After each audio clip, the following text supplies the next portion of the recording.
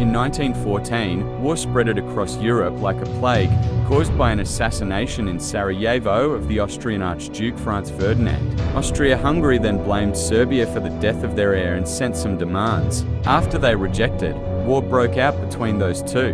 Russia sided with Serbia while Germany with Austria-Hungary.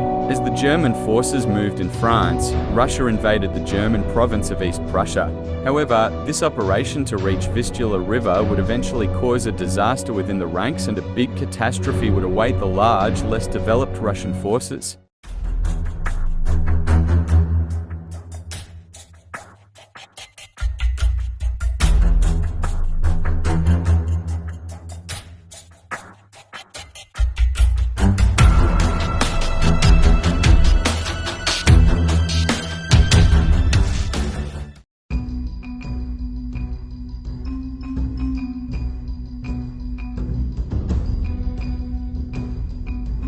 When it came with Russia, from 1888 and onwards, Germany had planned a defense. When chief of the German General Staff, Helmuth von Moltke, abandoned the concept of a decisive offensive into the Russian territory and considered defensive positions. According to German intelligence estimates, the railway network in Poland limited the Russians to only 3 options. One would be a purely defensive position to hold the German army until a better mobilization. The second one would be an offensive down along the Vistula to Berlin, where they prepared to hold a parade and crush the enemy directly. Or a third option was an invasion of the German province of East Prussia with 2 Russian armies, one from Nehru and one from Niemen. The French political pressure blocked the first option, while the second was militarily unsound and kinda fanatic, leaving the third option as the most like Russian course of action in a future war.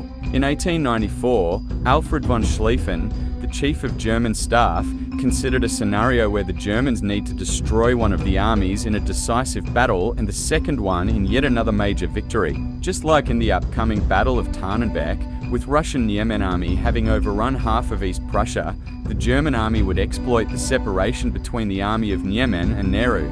They would mass the troops against the right wing of the Nehru army and destroy the whole force. In the exercise critique, Schlieffen considered that the Germans would easily establish a defensive postion behind the Vistula if the situation went worse, but when the opportunity to destroy an entire Russian was available, it should be taken.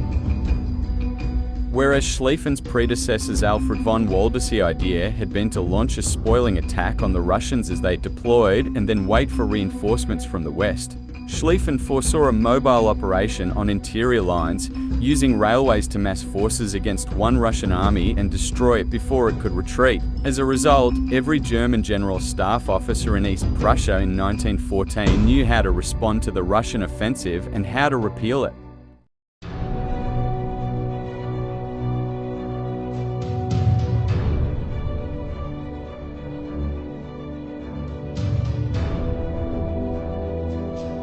Russia signed the Triple Entente with France and UK, while Germany was part of the Triple Alliance with Austria-Hungary and Italy. The tensions between the two were brewing, and in 1910s they reached their peak.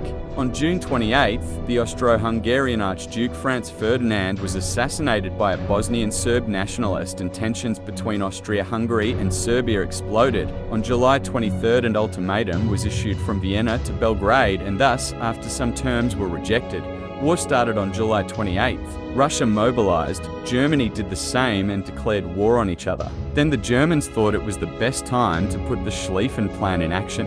The plan consisted of an easy victory over France by moving the forces through Belgium and Paris, and then kick on the slow mobilizing Russia by moving the troops east. Germany issued an ultimatum to France and then entered Belgium with resistance by the Belgian army, while declaring war on France. UK was mad at the German action and German violation of the Belgian neutrality, and so they declared war. Russia wanted to relieve pressure from the French back and then launched an offensive in Galicia and prepared one for the Germans by getting ready to attack East Prussia. In mid-August,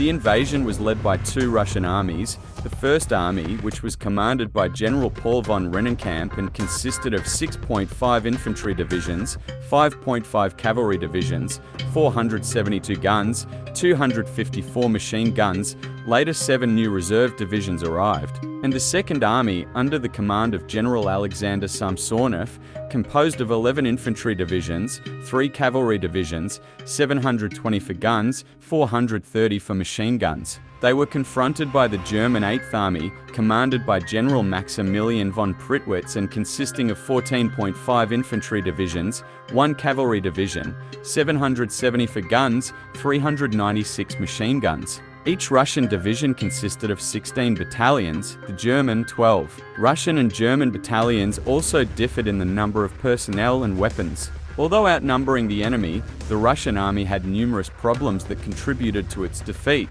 Russia was not prepared for a large war at the time, and its rearmament program was not completed, as was known to the Germans.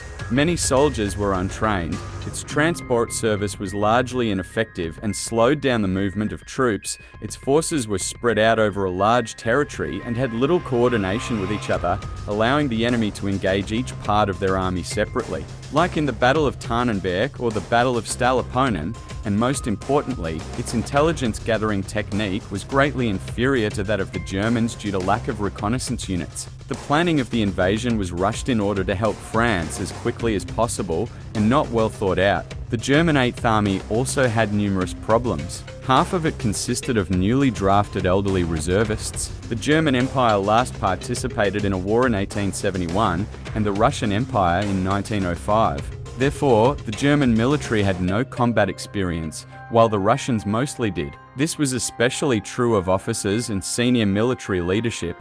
General Samsonov and Rennenkamp participated in the Russo-Japanese War.